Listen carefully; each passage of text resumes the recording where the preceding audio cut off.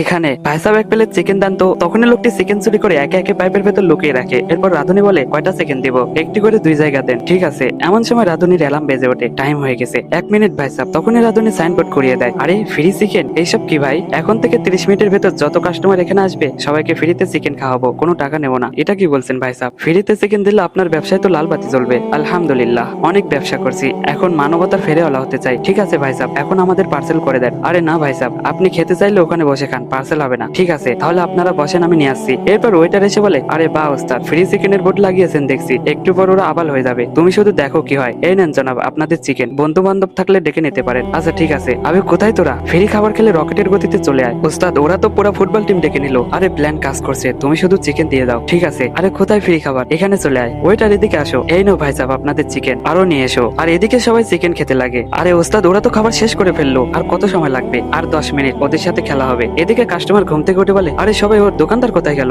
আর আমাদের কাপড় কোথায়? আর আমার মোবাইল চুরি হয়ে গেছে? আর আমার মোটরসাইকেল? আমাদের বোকা বানিয়েছে ওরা।